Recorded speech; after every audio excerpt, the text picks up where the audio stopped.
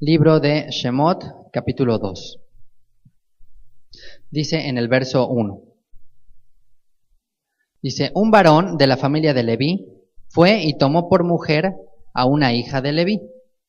Y bueno, previo a esta situación, me gustaría tomar como contexto el capítulo 1 en el verso 22. Éxodo 1:22 dice, entonces Faraón mandó a todo su pueblo diciendo, echad al río a todo hijo que nazca y a toda hija preservad la vida. Entonces, ese fue el mandato de Faraón y ese es el contexto en el cual vamos a ver que nace Moshe. Una situación de peligro, una situación de adversidad y este espíritu de Faraón es el que impera todavía hoy. ¿Y por qué digo que impera todavía hoy? Porque hay países, hoy en el siglo XXI, que está prohibido, por ejemplo, tener más de un hijo. ¿No? Estoy hablando en este caso del país de China. ¿No? Es un delito llegar a tener más hijos. Si tú ya tienes uno y se te ocurre embarazar a tu esposa o mujer quedar embarazada, pues es un delito que puede ser penado incluso con cárcel, con muerte o pues con el exilio. ¿Qué es lo que hacen muchos chinos para tener más hijos? Tienen que salir, tienen que vivir en otros lugares, tienen que irse a otros países para poder tener más hijos, porque ya está este mismo espíritu de Faraón diciendo en el mundo, ¿sabes qué? No puedes tener más hijos. Pero no nada más es un edicto de parte de Faraón, sino que es algo que se ha adoptado en nuestra sociedad. ¿Cuál es el promedio de hijos, por ejemplo, en Europa? Pues prácticamente uno, si no es que menos ya. ¿No? Hay países que no llegan ni siquiera a un hijo por pareja. Entonces, ¿qué dice que esa generación está destinada a desaparecer o a ser absorbida por otras generaciones, por otras culturas y pueblos que sí quieran tener más hijos? ¿Y quiénes creen que son?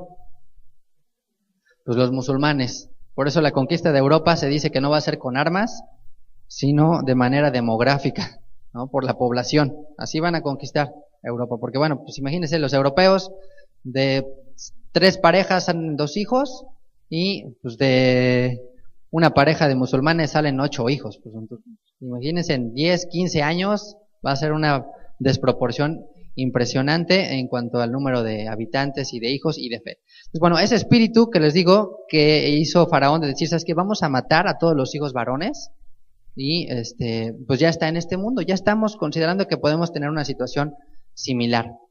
Situación similar a la que nació cuando nació Yeshua, en la que Herodes también mandó el decreto diciendo maten a todos los niños varones.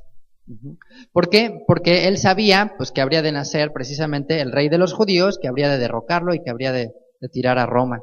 Y de acuerdo a la tradición judía, se dice que también Faraón sabía que habría de nacer un niño, un varón judío o hebreo, perdón, que habría de derrocarlo del trono, que habría de llevar a la quiebra, a la ruina, a todo el reino de Egipto.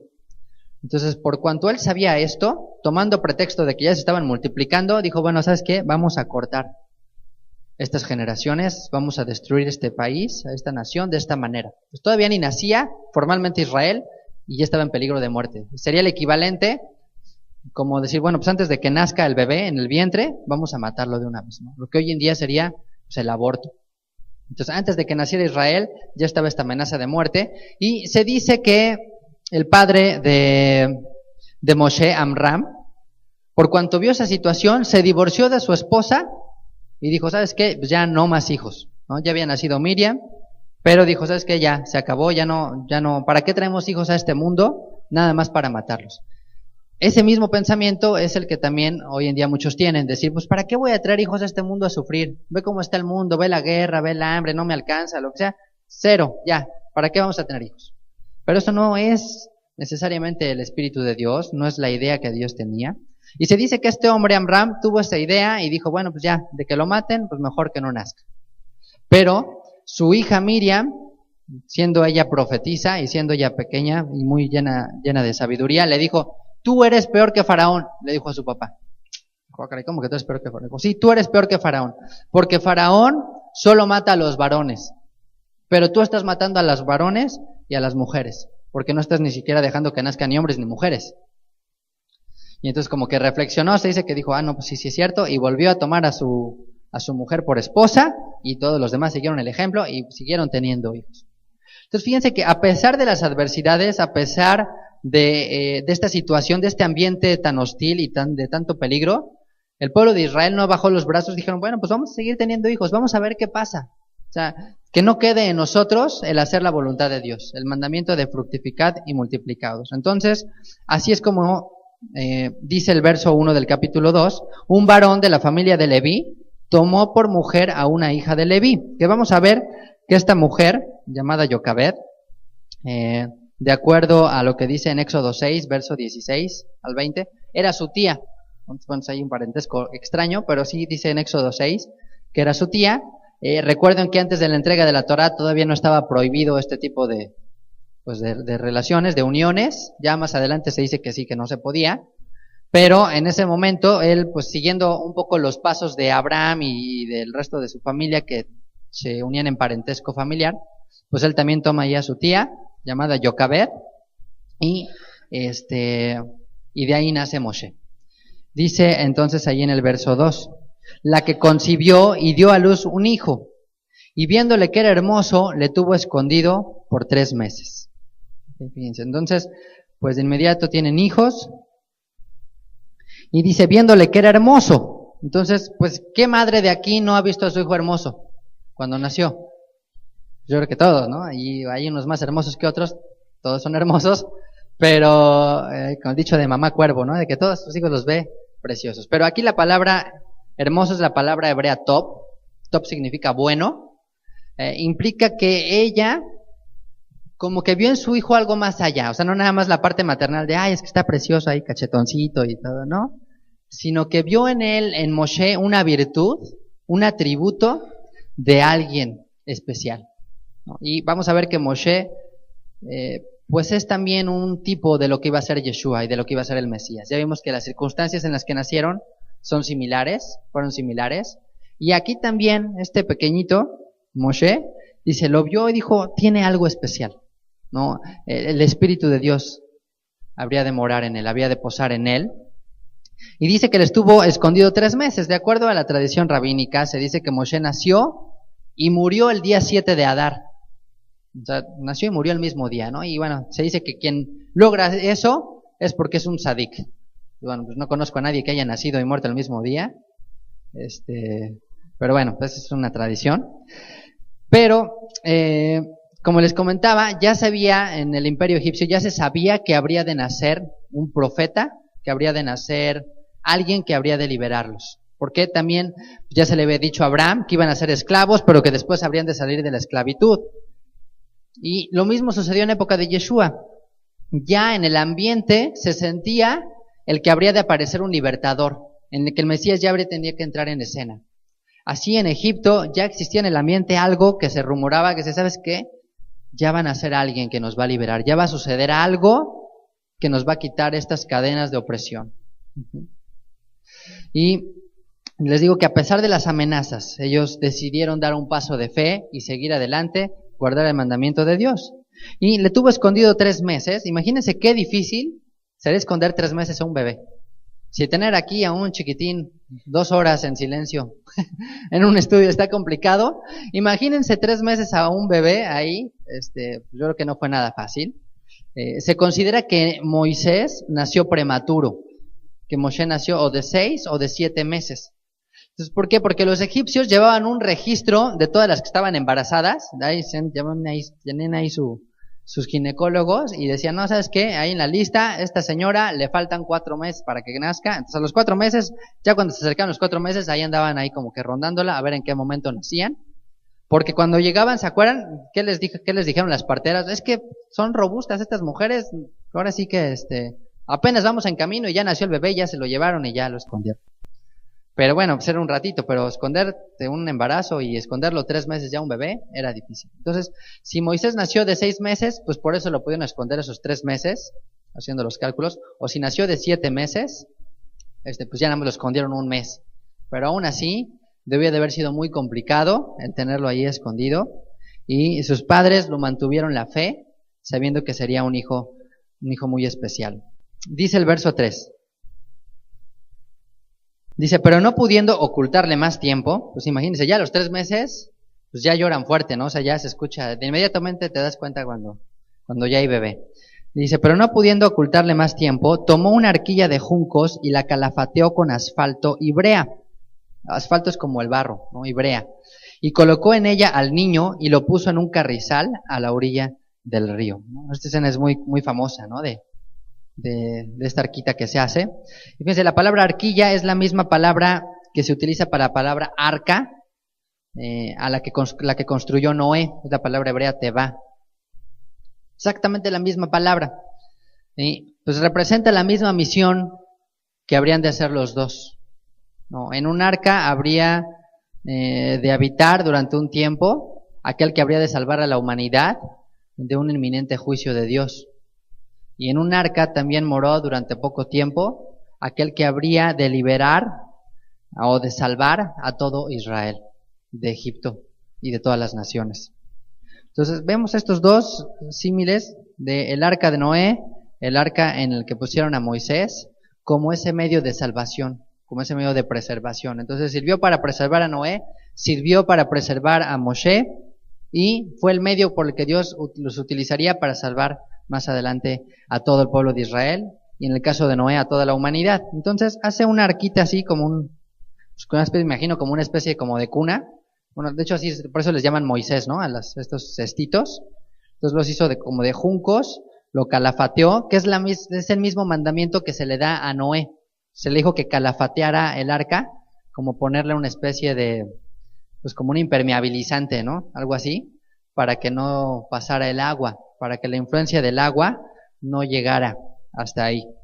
Entonces lo pone en la orilla del río, donde dice que crecían carrizales, ¿no? Que son como una especie de plantas que crecen en el río, y que hacían que el agua fuera un poquito más tranquila, ¿no? Que no la corriente ahí no fuera tan fuerte. Entonces lo ponen ahí, y qué extraña idea, ¿no? Lo ponen ahí y dice el verso 4, y una hermana suya se puso a lo lejos para ver qué le acontecería. Dice, y la hija de Faraón descendió a lavarse al río, paseándose sus doncellas por la ribera del río, y vio ella la arquilla en el carrizal, y envió una criada suya a que la tomase. Y cuando la abrió, vio al niño, y aquí el niño lloraba. Y teniendo compasión de él, dijo, de los niños de los hebreos es este.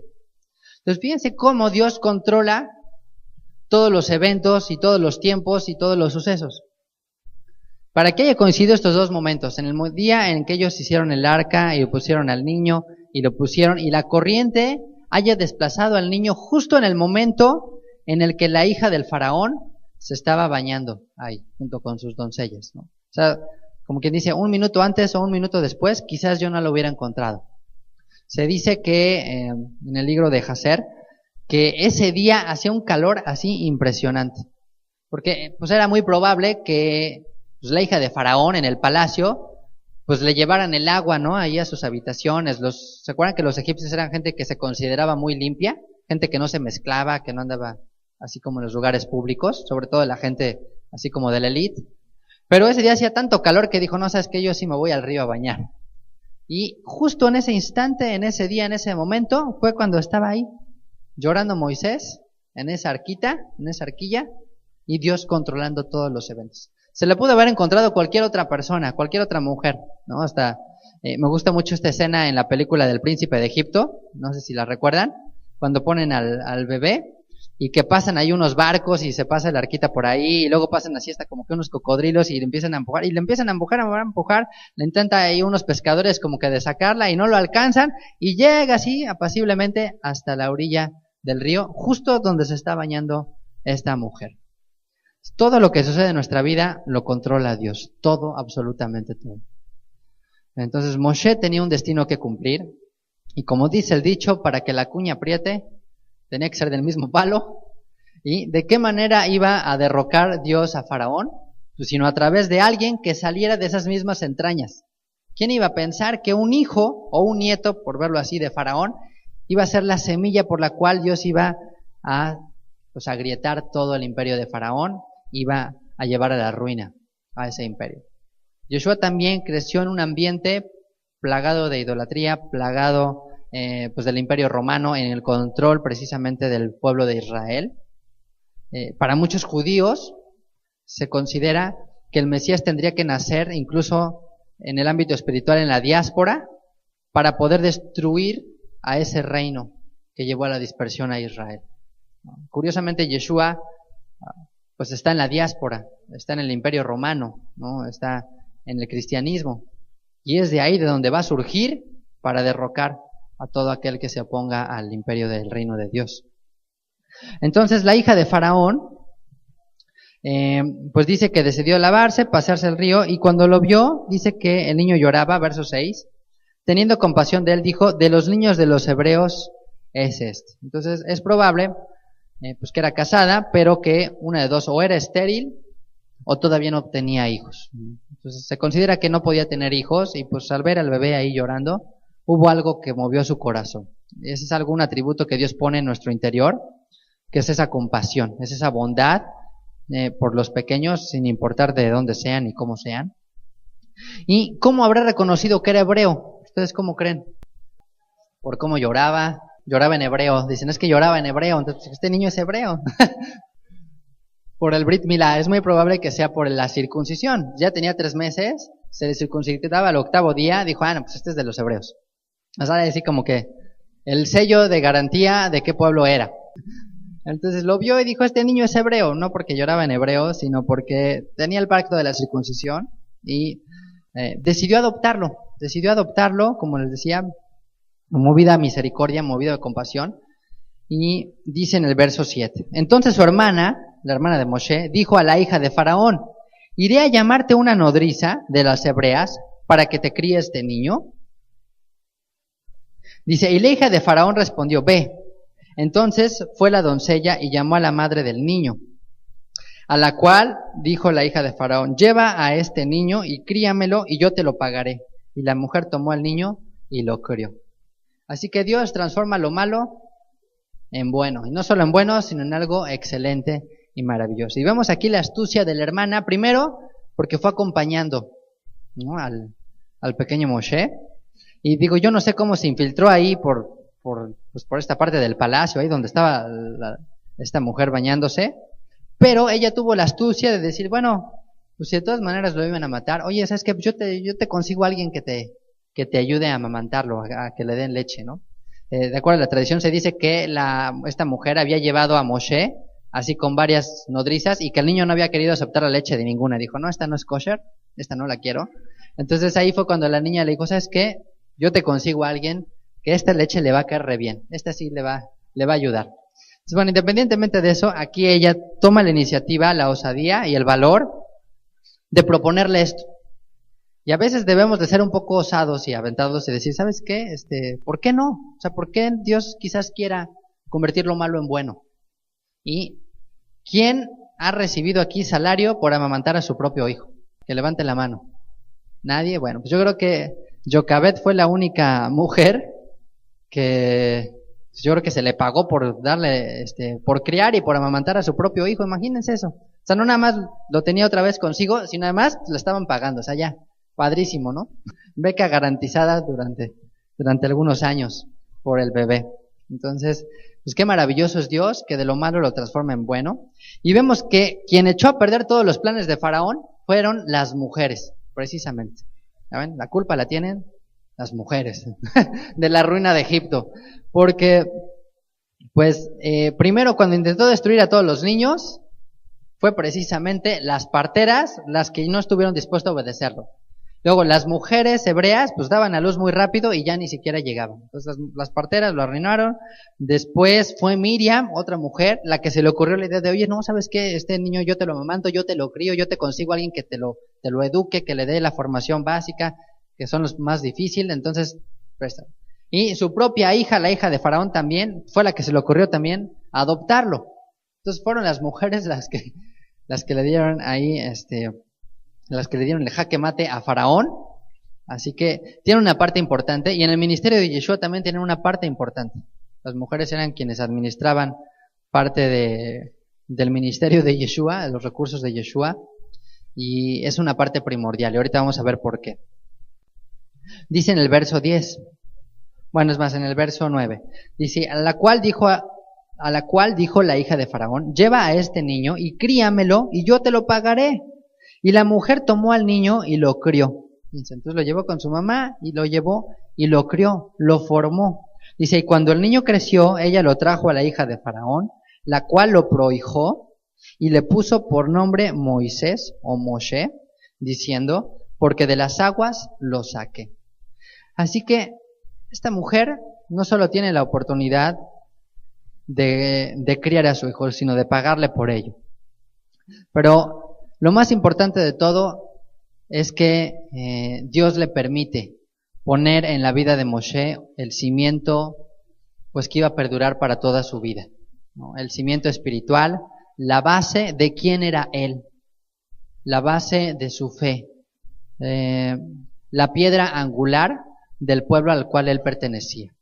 Y no cabe duda que esa fue la clave para que después Moshe renunciara a todo lo que él renunció y estuviera dispuesto a hacer todo lo que él hizo si no hubiera sido por esos años. Algunos psicólogos consideran que los 4 primeros años de la vida de un niño son los más importantes. Algunos dicen que son 6. Que en los 6 primeros años una persona aprende o tiene la base del 90% de lo que va a adquirir en toda su vida. Hay estudios de esto, de que los primeros 6 años son los más importantes para todo.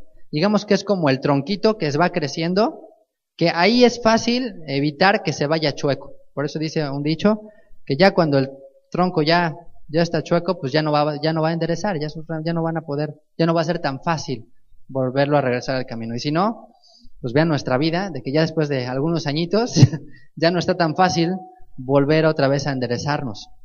Pero un niño pequeño, pues ya crece derecho, crece con firmeza, crece con salud, y de ahí es más fácil, entonces ahora sí que Dios lo usa. Entonces los primeros años de la vida de Moisés fueron clave. Y pues esto es un llamado para nosotros como padres, que todavía tenemos hijos pequeños, de la importancia que debemos de darle a esta formación. No sabemos si estamos poniendo una base que aunque a lo mejor el día de mañana el niño se aparte, puede regresar. Dice el proverbio, ¿no?, que si nosotros ponemos estas bases, si nosotros les enseñamos estos cimientos a nuestros hijos, aun cuando fuere viejo, no se apartará de él, porque el tronco ya está establecido, las raíces ya se reafirmaron ahí, ya se echaron ahí, ya no van a ser fácil moverlas. Entonces, Dios le permite a Jocabed, a la madre de Moshe, educarlo, criarlo, formarlo durante esos primeros años. Algunos consideran que fueron 5, 6 años, incluso los que pudo estar ahí. Y en ese tiempo, pues, toda la información que recibió Moisés quedó ahí, resguardada, almacenada, para ser utilizada en el momento que Dios tenía determinado hacerlo. Así que esto es algo muy importante. Queremos darle una identidad a nuestros hijos, necesitamos hacerlo ya. Necesitamos hacerlo, pues, aún ni siquiera, aunque todavía no nazcan, aunque todavía estén en el vientre, aún desde ese momento, ellos ya pueden escuchar, ya pueden aprender. Entonces, es muy importante esto. Dice el Proverbio 1, verso 8. Acompáñenme a leer ahí. Porque esta es la importancia que tiene una madre en la formación espiritual de los hijos. La responsabilidad es del padre, pero la mayor influencia es de la madre. Porque ¿con quién pasa más tiempo? Por lo general los hijos. Pues con la mamá. ¿De quién aprenden más? Pues de la mamá. Dice Proverbios 1, verso 8, dice, oye, hijo mío, la instrucción de tu padre. Aquí la palabra instrucción es la palabra hebrea musar, que significa como reprensión, castigo, advertencia. Entonces el papá es el que generalmente advierte el peligro, el que reprende, el que da la vara, el que es más firme. Pero dice la segunda parte de este proverbio, no desprecies o no descuides la dirección de tu madre. ¿Qué palabra es dirección ahí? Es la palabra Torah. No descuides o no desprecies la Torah de tu madre. La Torah de tu mamá no la desperdicies, no la descuides. Porque quien influye más en la enseñanza de la Torah es la mamá. no es el papá. La responsabilidad es del padre, pero la influencia es de la madre. Por eso es más fácil que la mamá gane a los hijos que el papá gane a los hijos. Porque el papá lo puede imponerle, ¿sabes qué? Pues ahora vienes y ahora escuches y esto. Pero ganar el corazón es más difícil. Y eso lo logra la mamá más fácil, porque tiene ese atributo, porque tiene esa facilidad, porque tiene ese don que Dios le ha dado de acercarse al corazón. Por eso la mamá es esa parte como consoladora, es esa parte que te apapacha, que te abraza y que te convence, no por imposición, sino con palabras, con consentimiento, con apapacho. Entonces, la vida de las mujeres en la enseñanza y en la instrucción de la Torah hacia los hijos es primordial. Si no les enseñamos Torah a nuestros hijos en estas edades, es muy probable que olviden esa identidad. Y Moisés no la olvidó. Volviendo aquí al libro de Shemot, capítulo 2. Entonces dice, cuando el niño creció, ella lo trajo a la hija de Faraón. Bueno, debió de haber sido muy difícil como madre. Imagínate, pues, llevar allí a tu hijo, regresarlo a Egipto, al palacio. Pero ella sabía que tenía a su hijo una buena base, que había puesto cimientos firmes en él. Y dice, y le puso por nombre Moshe, ¿no? La cual lo prohijó y le puso por nombre Moshe. Moshe viene de un verbo que significa sacar o extraer. De hecho, literalmente significa sacado fuera. Alguien sacado fuera. ¿Okay? Y justamente eso es lo que habría de hacer Dios con Israel. ¿Se acuerdan? La palabra Kehilá implica los sacados o los llamados fuera. Los sacados fuera. Entonces, en el mismo nombre de Moshe está el rol profético de lo que él habría de hacer. Él fue sacado de las aguas, él fue llamado a sacar de las naciones, o en este caso de Egipto, a todo su pueblo de Israel. Y es el mismo llamado que tenemos nosotros, es el mismo llamado que hizo el Mesías. El Mesías también fue sacado, por decirlo así, del mundo, para entonces sacar a los demás de todas las naciones y regresarlos a la tierra de Israel. Entonces, esto es parte de una identidad. Por eso el nombre es tan importante en la cultura hebrea, porque implica la misión profética. Entonces, Moshe dice, fuiste rescatado, pero para rescatar a otros. Y eso es algo que deberíamos de nosotros reflexionar, porque nosotros también hemos sido sacados de las aguas. Las aguas también representan las naciones. El agua, las aguas así, en los mares, representan las naciones. Nosotros hemos sido llamados a salir de las naciones, hemos salido de las naciones para acudir a un llamado divino. ¿Cuál es ahora nuestra misión? Sacar a otros, hacer lo mismo que hizo Moisés. Entonces vamos a ver cómo Moisés toma esta identidad, empezando desde su mismo nombre, empezando desde la base que recibió de manera espiritual. Y seguramente Moisés tenía otro nombre, de hecho en el Talmud se le dan como 10 nombres a Moisés, porque aquí el nombre Moshe se lo pone la egipcia, no se lo pone su madre. Ya a los 3 meses seguramente ya tenía ahí un nombre, pero el nombre que quedó fue el nombre de Moshe, por la buena obra que hizo esta mujer. Y dice el verso 11, en aquellos días sucedió que crecido ya Moshe, salió a sus hermanos y los vio en sus duras tareas, y observó a un egipcio que golpeaba a uno de sus hebreos, a uno de los hebreos, sus hermanos. Fíjense, Moshe siempre supo que era hebreo. No fue así como a veces en las películas de repente, ay, híjole, no sabía, sino yo creo que él ya sabía en su interior, o sea, lo sabía muy claro más bien, que él era hebreo. Por eso dice aquí que vio que golpeaban a uno de sus hermanos, o sea, se afligió. Eso implica que le dolió también a él. O sea, entonces es como si aquí alguien se pone a golpear a tu hermano, se dedica, pues como que también dice, oye, espérame, o sea, pues, también me duele a mí, o sea, pues, es mi hermanito, es mi hermano, también siento feo, es mi pariente. Entonces, él no era indiferente a eso, no era indiferente a esta situación. Se dice que los primeros años él estaba en el sur de Egipto, pero aquí cuando dice que salió a sus hermanos es porque salió a ver a sus padres, salió a ver a sus parientes a la tierra de Goshen, al norte de Egipto. Y entonces ahí en Goshen, que era donde habitaban los hebreos, es donde estaba más dura la esclavitud, y fue ahí donde Dios empezó a sensibilizarlo. Y este es el despertar de un líder, el llamado a la identidad que Dios tenía. Entonces, ¿cómo empieza este llamado? Por la base que le da su madre, por el nombre que le ponen y porque Dios hace sensible su corazón. Así que, ¿cómo puedes descubrir tú quién eres realmente? Cuando Dios empieza a sensibilizar tu corazón. Cuando hay algo en tu interior que ya no puedes dejar como desapercibido las injusticias de la vida. Cuando sabes que hay un Dios que es justo y que lo que sucede en esta vida no es el reflejo de ese Dios. Dices, esto no está acorde a lo que Dios es.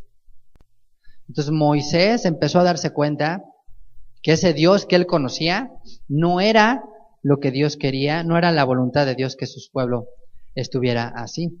¿Okay? Y dice ahí mismo en el verso 12, entonces miró a todas partes y viendo que no parecía nadie, mató al egipcio y lo escondió en la arena. Y bueno, aquí hay una controversia entre los comentaristas, si fue intencional o no que lo mató. ¿No? Algunos dicen que bueno, no, pues como que trató de defender a este hebreo y que digamos que en el forcejeo, pues ahí se golpeó el egipcio y lo mató. Y otros dicen, no, sabes que sí agarró y sí lo quiso matar, o sea, sí tomó por su propia cuenta la justicia y lo mató. Lo que sí sabemos es que aquí hay un celo por la injusticia, un celo que está en el corazón de Moshe, un celo por la opresión, que es lo que se representa las cargas que vio que llevaban, y por la injusticia, que era el maltrato físico. Bueno, finalmente Moshe, ¿de dónde era? ¿De qué tribu era? Pues era levita, ¿no? Era de la sangre leví. Entonces ya hemos platicado cómo eran los levitas, que eran de armas tomar, eran de carácter fuerte. Pero, ¿ustedes recuerdan este pasaje? Es Éxodo capítulo 34, de la venganza a Dina, ¿se acuerdan? De Simeón y Leví, que es porque abusan precisamente de la hermana. Y entonces cuando Jacob les reclama, le dice, ¿qué hicieron? O sea, ¿por qué hicieron toda esta matanza? Ahora me van a querer matar a mí. Y ellos dicen, ¿habrían de tratar ellos a nuestra hermana como una ramera? O sea, a ellos les dio coraje, les dio celo, el que dijo, oye, ¿sabes qué? Es que esto no puede quedarse así. Entonces no era que nada más eran ahí derramadores de sangre así, porque vamos a matar, sino ellos actuaron en base a algo que consideraban injusto. Entonces Moshe, con esa sangre que también venía cargando de esos ancestros, dijo, oye, ¿sabes qué? Esto no es justo, esto no puede seguir así. Y es bueno tener un poco de esa sangre en nuestras venas, a veces nos hace falta tener un poco de ese celo de Dios y de esa injusticia que hay en esta vida. Entonces a Moshe le pareció injusto el maltrato y le pareció injusta la opresión que había. Hoy en día aparentemente no hay esclavitud. Bueno, algunos dicen que sí, ¿verdad? Con las jornadas de trabajo que a veces hay y con los sueldos dice sí. pero no hay la esclavitud de ese tiempo así. Pero sí hay otra esclavitud, ¿no? ¿Y qué esclavitud hay?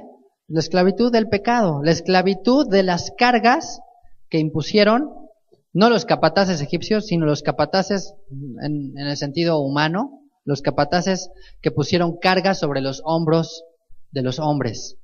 Y Yeshua despertó también ese celo. Cuando él va y saca a todos los mercaderes del templo y volca las mesas y hace una sota de cuerdas, es el celo de Dios que está en él, de ver la injusticia que se estaba llevando a cabo, la injusticia que hay de imponer cargas pesadas a los hombres. ¿Se acuerdan? Les dice, ustedes ponen cargas pesadas en los hombres, pero ni con un dedo quieren moverlas.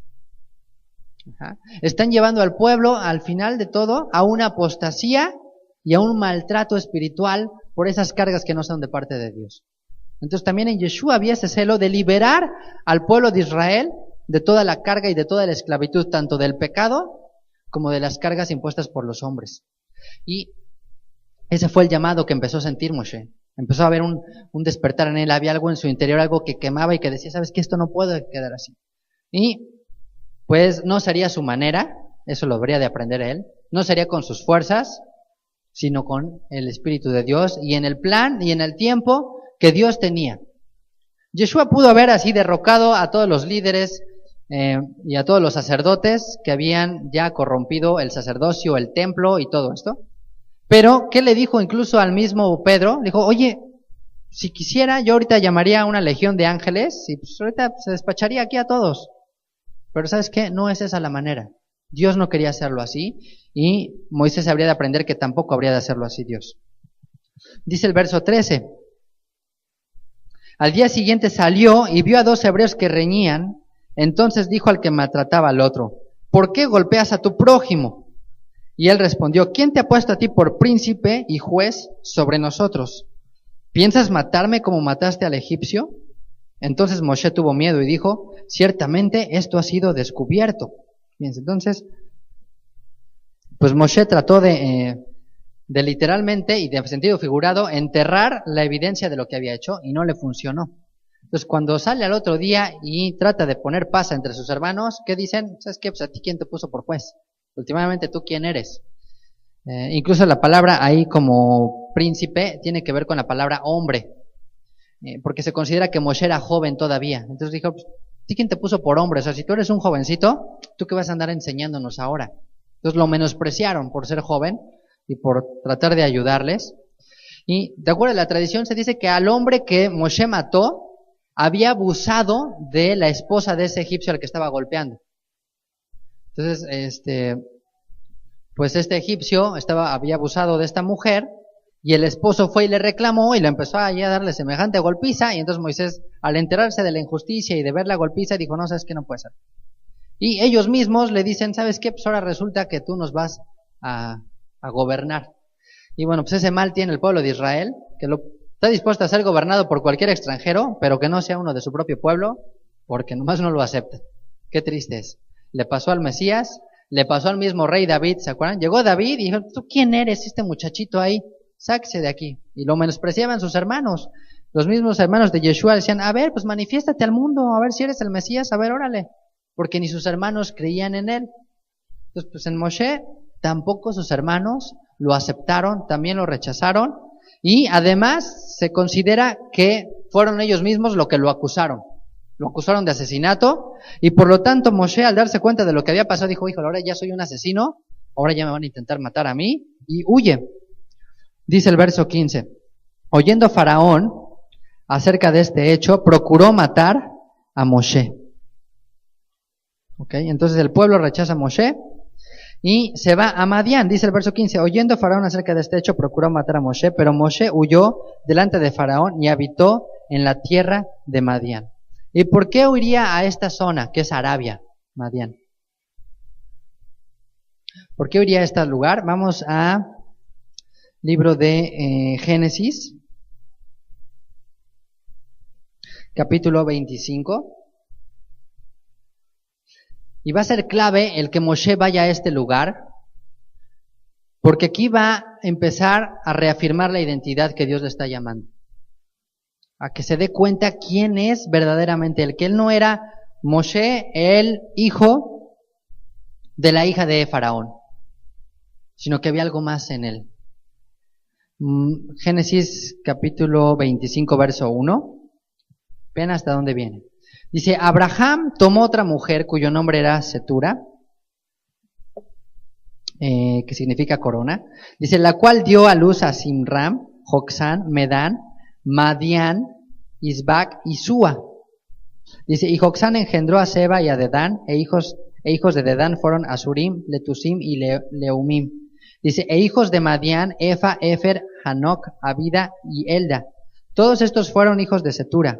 Y Abraham dio todo cuanto tenía a Isaac, pero a los hijos de sus concubinas dio Abraham dones, y los envió lejos de su hijo Isaac, mientras él vivía hacia el oriente, a la tierra oriental. Entonces, bueno, aquí Abraham los manda al otro lado, a este hombre llamado Madián, que es uno de sus hijos. Entonces, hay algo, que yo creo que es el Espíritu de Dios, que motiva a Moshe a que se vaya a esa región, a que se vaya a esa tierra, a la tierra que fundaron sus ancestros, a la tierra del mismo hijo de Abraham. Entonces, él sabía que venía de Abraham, y sabía posiblemente, o tenía una referencia, o algo le guió a que sus hijos estarían ahí. Entonces, no podía ir a la tierra de Canaán, no podía ir a la tierra de Israel, pero se fue a la tierra donde habitarían los hijos de Abraham. Y es clave porque en ese momento es donde él encuentra esa identidad. Dice en el verso 16, volviendo aquí a Éxodo, y estando sentado junto al pozo, 7 hijas que tenía el sacerdote de Madián vinieron a sacar agua para llenar las pilas y dar de beber a las ovejas de su padre. Mas los pastores vinieron y las echaron de allí. Entonces Moshe se levantó y las defendió y dio de beber a sus ovejas. Aquí vamos a ver que Moshe empieza a descubrir su verdadera identidad. Y bueno, pues acerca de este pozo, lugar de aguas, recordemos bien que fue un lugar en el que ya tradicionalmente como que era el lugar donde se encontraba esposa, ¿no? ¿Quién encontró esposa en un pozo? Abraham le encuentra esposa a su hijo Isaac por medio de Eliezer en un pozo. Y después el mismo Jacob, ¿se acuerdan? También en un pozo, también encuentra ahí. Si alguien está buscando esposa, le recomiendo, por lo que dice la Biblia, que busque algún pozo y vaya. Bueno, el agua también, el agua representa también la palabra. O sea, el agua representa también, esta agua, representa la presencia de Dios y representa la palabra de Dios. Entonces, bueno, buscas esposa, búscala en donde esté la palabra. Busca una mujer llena de la palabra de Dios. No se vayan a ir ahorita ahí, a ver, vámonos, por aquí es zona de pozos, ahí, ok. Entonces, busca ahí esposa y vamos a ver por qué. Dice, verso 17, mas los pastores vinieron y las echaron de allí. Entonces Moshe se levantó y las defendió y dio de beber a sus ovejas. Fíjense, aquí Moshe vuelve otra vez a responder a lo que había en su corazón. A defender a los débiles, a defender a los indefensos, a las mujeres, a los pastores, o a las pastoras en este caso, a los que no podían por sí mismos. ¿Okay? Y no solo las defiende de los malos pastores, porque dice que llegan unos pastores y las corren, sino los defiende de malos pastores, sino además es el que se encarga de alimentar, de dar de beber a las ovejas. Entonces es lo mismo que habría de ser Yeshua. Él viene y ahora sí que exhibe a los malos pastores, que dice ahí en Ezequiel y en Jeremías, pues que Dios había de mandar a él mismo por sus ovejas y de apacentar a las ovejas, a sus propias ovejas, ya que los pastores no estaban haciendo su labor. Entonces Moshe las defiende, apacienta las ovejas, o le da de beber a las ovejas. Verso 18, y volviendo ellas a Reuel su padre, él les dijo, ¿por qué habéis venido hoy tan pronto? Entonces, Reuel significa amigo de Dios. Y bueno, cuando escuchamos amigo de Dios, ¿en quién pensamos? En Abraham. Abraham se le conocía muy bien como el hijo, el amigo de Dios. Entonces, por eso aquí entendemos por qué Moshe se tendría que ir a esa tierra de Madián. Porque sabía que Dios tenía amigos ahí, ¿no? Dice, bueno, si hay de ir a algún lugar, si tengo esta fe en el único Dios, pues voy a ir a donde estén los amigos de Dios. Y Reuel era amigo de Dios. Tenía el mismo atributo que tenía Abraham, y vamos a ver que precisamente tenían ese atributo de esa amistad, de ese afecto hacia Dios. Y Reuel, de acuerdo a lo que dice Números 10, no era en sí el padre de estas mujeres, sino era su abuelo, solo que en el hebreo es la misma palabra. Entonces padre y abuelo era lo mismo. Entonces, por eso dice aquí, volviendo ellas a Reuel, su padre, les dijo, ¿por qué habéis vuelto tan pronto? Ellas respondieron, un varón egipcio nos defendió de la mano de los pastores y también nos sacó el agua y dio de beber a las ovejas. Entonces, en la apariencia, Moshe para ellos todavía era egipcio, pero en su interior él no se sentía egipcio. Solo le faltaba definir algo más. Dice el verso 20, y dijo a sus hijas, ¿dónde está? ¿Por qué habéis dejado a ese hombre? Llamadle para que coma. Entonces, una característica que tenía Abraham es que era sumamente hospedador, ¿no? Dice que tenía 4 puertas a su casa y que a todo el mundo recibía y a todo el mundo le daba de comer. Entonces, era muy hospedador. Y aquí Reuel le dicen, oigan, pues ¿dónde está? A ver, tráiganlo, denle de comer, denle de beber. O sea, tenía ese mismo corazón de puertas abiertas, de compartir. Por eso se dice que Abraham ganaba a las personas. Ahí dice que las compraba, pero más bien era que las adquiría. ¿Y cómo las adquiría? Por la hospitalidad que tenía, y así era como él compartía la fe. Entonces Reuel dice que era sacerdote de Madián. De acuerdo a la tradición, de acuerdo al Talmud, se dice que él era antes sacerdote de un dios pagano, de dioses paganos. Pero que llegó a la misma conclusión que llegó Abraham, precisamente. Y que entonces dejó todo atrás, dejó todos esos ídolos, fue rechazado por la gente de esa tierra, por eso lo corrieron los pastores, por eso los corrían los pastores, porque debía de haber estado exiliado y no los aceptaban, y tomó pues el camino del único Dios verdadero, el sacerdocio de servir al único Dios. Sacerdote también es la palabra como príncipe o como líder. Entonces el príncipe, el líder de esa región, de Madián, era este hombre llamado Reuel, que era amigo de Dios, era alguien que tenía esa comunión con Dios, y es justamente a donde llega Moshe. ¿Por qué? Pues porque, ahora sí como dice el dicho, la sangre llama, y sabía que él venía de esa raíz, de la raíz de Abraham, del único Dios verdadero, de dejar atrás los ídolos, de dejar atrás Egipto y todas esas deidades, y acudir a ser amigo de Dios. Y ese es el periodo en el que ahora va a entrar Moshe. Moshe, siendo príncipe de Egipto, va a entrar a una fase en la que se oculta del mundo y entra a una relación de intimidad con Dios. ¿Cómo? Siendo pastor. Y siendo pastor es como él toma el mismo camino que tomó Abraham, de ser amigo de Dios, de llegar a esa comunión con Dios. Dice el verso 21. Dice, y Moshe convino en morar con aquel varón, y él dio su hija Séfora por mujer a Moshe. Entonces fíjense, ya que moró, ya que lo conocieron, ahora sí, no dice que él tomó mujer, sino dice que él mismo le dio mujer a Moshe, ¿no? De él salió la iniciativa, ¿no? Eso sería lo ideal. Y dice, verso 22, y ella le dio a luz un hijo, y él le puso por nombre Gersón, porque dijo, forastero soy en tierra ajena. Así que es en este momento cuando Moshe entiende quién es él, quién es verdaderamente. Gersón, o Gersón, viene la palabra hebrea ger, que ya hemos comentado, que ger, ¿se acuerdan? Es un extranjero. Entonces dice, bueno, soy extranjero en esta tierra, pero él entiende que no solo era extranjero en esa tierra, sino en cualquier otra tierra que pudiera estar. Que aún regresando a Egipto, era un extranjero ahí. Por eso le pone ese nombre a su hijo, Gersón, o Gersón, porque él sabía que era extranjero. ¿Cómo se llamó a sí mismo Jacob cuando se presentó delante de Faraón? Dijo, soy un peregrino, soy un viajero, soy alguien que no tiene casa, que no tiene un rumbo fijo. Esta tierra no es mi mundo. Dice que Abraham, Isaac y Jacob fueron extranjeros aún en su propia tierra, que caminaron por fe sin recibir aquello que se les había prometido. Aunque esa tierra les pertenecía, dijeron, somos extranjeros aquí, esto no nos pertenece. Entonces, cuando llega a este lugar tan importante como Madián, es una región muy cerca de donde después se entrega la Torá, vamos a ver, ahí es donde verdaderamente Moshe entiende quién es él. Y él entiende que ese mundo no era su casa y que sería un extranjero. Y yo creo que si tú has sentido eso, pues estás por entender tu verdadera identidad.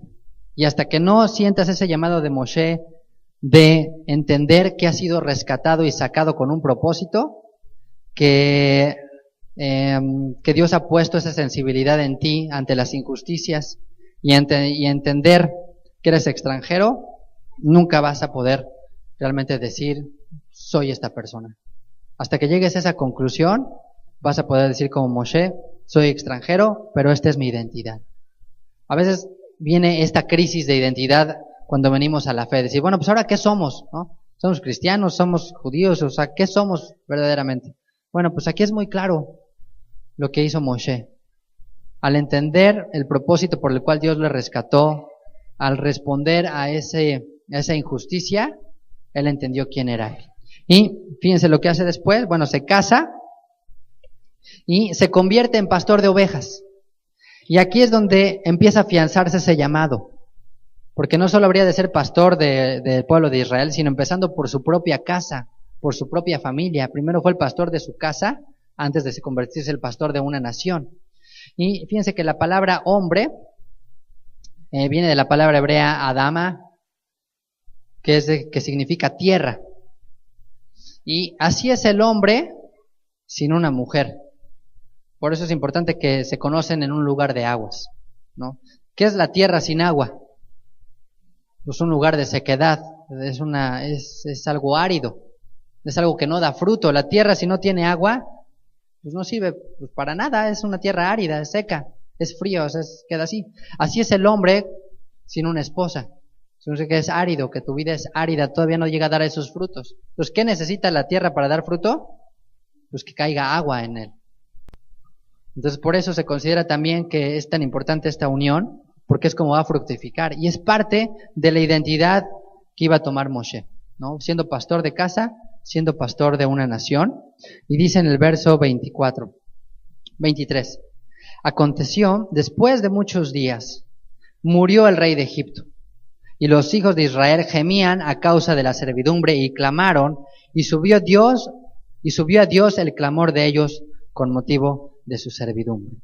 Entonces muere el faraón, Y pues cambio de gobierno, mismas políticas, ¿no? No hubo esperanza para Israel, el mismo dijo, ya murió el faraón y ¿qué creen? El nuevo que entra no cambió nada. A veces queremos poner nuestra esperanza de que, híjole, que ahora sí que llegue el nuevo jefe, o el nuevo gobierno, el nuevo presidente, o el nuevo... Mejor no pongas tus esperanzas en los hombres, mejor pon tus esperanzas en Dios. Y dice aquí el 24, bueno, dice que subió a Dios el clamor de ellos con motivo de su servidumbre, y oyó Dios el gemido de ellos, y se acordó de su pacto con Abraham, Isaac y Jacob, y miró Dios a los hijos de Israel, y los reconoció Dios. Entonces fíjense que es hasta que ellos claman que sube a oídos de Dios esa servidumbre y esas cargas. Y aquí es algo fuerte, pero cierto, que a veces Dios no te oye hasta que no clamas a Él. Hasta que no te pones de rodillas y le dices, Señor, yo ya no puedo más, no es hasta que Dios presta oído y atención. Es a veces como los niños que empiezan a medio lloriquear. Dicen, ay, me duele, me duele. Y tú estás oyendo y dices, ni le duele nada, lo único que quiere nada más es ahí que no vaya, ¿no? Pero ya cuando verdaderamente le duele, ahí sí ya era con ganas, ahora sí ya le pasó algo, ahora sí ya es algo importante. Entonces Dios estaba esperando hasta que llegaran al punto máximo de ese clamor. O sea, hasta que llegaran, ¿sabes qué? Ahora sí ya. Y a veces queremos que Dios nos saque de la esclavitud, que nos saque de la servidumbre, que dice, Señor, ya sácame de este problema, ya échame la mano, ya por favor rescátame. Pero no le clamamos, haciendo, ay Señor, pues bueno, cada 3 semanas le oras, ¿no? Ayúdame a salir de esta situación, ¿no? Y en realidad estamos medio apapachados en la situación. Entonces no es hasta que aborrecemos esa situación, hasta que ya queremos dejar atrás esa situación, que Dios verdaderamente te escuche. Así que, ¿por qué a veces Dios no nos oye? Porque no le clamamos, porque no clamamos a Él, porque nada más estamos haciéndole medias peticiones, ¿no? Porque a veces decimos que sí creemos y ya, bajamos los brazos. Entonces, que no llegamos hasta este extremo. Pero si llegamos a este extremo, que clamemos a Dios, porque ahí Dios nos va a escuchar. Dice el verso 24 que Dios oyó el gemido de ellos. Hizo 4 cosas, fíjense, hay 4 verbos aquí. Dice que Dios oyó, Dios se acordó, Dios los miró y Dios los reconoció. O sea que esto es gradual. Primero Dios te oye, Dios se acuerda de la fidelidad de sus pactos. No quiere decir que cuando dice que Dios se acordó de su pacto así de, ay, ya se me habían olvidado estos cuates, sí es cierto, ya están aquí, ya sufriendo, se me pasó. No, simple y sencillamente es que Dios toma en cuenta lo que ya había Él predispuesto, lo que Él ya sabía que habría de hacer, ¿no? Cuando dice que se acordó es, ok, llegó el momento. ¿Okay? Entonces, primero Dios oye, después Dios se acuerda, Dios nos mira, y aquí mirar implica como que Dios se acerca, como cuando tienes que ver algo que está en el suelo y que te tienes que acercar así con detenimiento, como que te tienes que agachar y que pones toda tu atención en Él. Entonces, cuando dice que Dios miró, es como que Dios se acercó, ahora sí. Y por último dice, los reconoció. ¿Qué significa que los reconoció? Que se dio cuenta de la identidad que ellos tenían, el llamado que ellos tenían. Ajá. Que a pesar de la esclavitud, a pesar del sufrimiento, a pesar de estar en Egipto, no habían perdido esa identidad. En el libro de Amós, dice en el capítulo 9, dice, me son como hijos de etíopes, le dice Dios al pueblo de Israel, a la casa de Israel. ¿Qué implica esto que me son como hijos de etíopes? Que dice, ¿sabes qué? Pues ya ni te reconozco, o sea, ya estás todo morenito, con el cabello, no sé, así como que ya diferente, ya eres otra persona, o sea, ya no eres el hijo que yo dejé. Eso es lo que implica, se los voy a leer. Dice en el verso 7 de Amós capítulo 9. Dice, hijos de Israel, ¿no me son ustedes como hijos de etíopes? Dice el Señor. Como diciendo, ¿sabes qué? Ya te asimilaste tanto entre las naciones que ya ni te reconozco, o sea, ya eres, o sea, pues eres israelita, ya te veo como etíope, ¿no? Como que tú tuvieras un hijo, ¿no? Imagínese aquí ver a algún chiquitín de aquí, y ya cuando lo ves, no sé, X años, 20 años después, ya así como que todo transforma, dice, órale, pues ¿qué te pasó? Ya ni te reconozco, o sea, ya no hablas ni el idioma, ya no tienes nada. Entonces, aquí en el libro de Éxodo, dice, Dios los reconoció, no perdieron su identidad. Ellos mantenieron la esencia de quienes eran, y Moshe es como ese prototipo de lo que sería Israel, porque Israel es aquellos que son llamados a salir de Egipto, a salir de entre todas las naciones, los llamados fuera. Moshe es el llamado fuera y nosotros también somos llamados a eso y a caminar en esa identidad. Así que, pues acompáñenme a orar para que el Señor reafirme la identidad que Dios nos ha dado. Que a pesar de estar en Egipto, tengamos la certeza que Dios nos oye. Y si tú todavía no estás seguro quién eres en esta vida, si todavía dices, híjole, pues como que todavía no sé muy bien qué soy, qué quiere Dios de mí, observa la vida de Moshe. Yo te puedo asegurar que tú también en tu nombre, en el nombre que Dios tiene para ti, está el mismo llamado. Llamado a salir de las aguas, a salir del mundo. Has sido rescatado. ¿Con qué propósito? Rescatar a otros, sacar a otros de las aguas. Y si en tu corazón en algún momento has sentido celo por la opresión, por las injusticias, si te ha dolido el corazón de ver a la gente castigada por el pecado, sin duda Dios te está llamando también a esto. Y por último, pues si has salido de ahí buscando quién eres tú y llegas a casa de amigos de Dios, es porque Dios tiene esta identidad para ti como Israel. Así que acompáñenme a orar.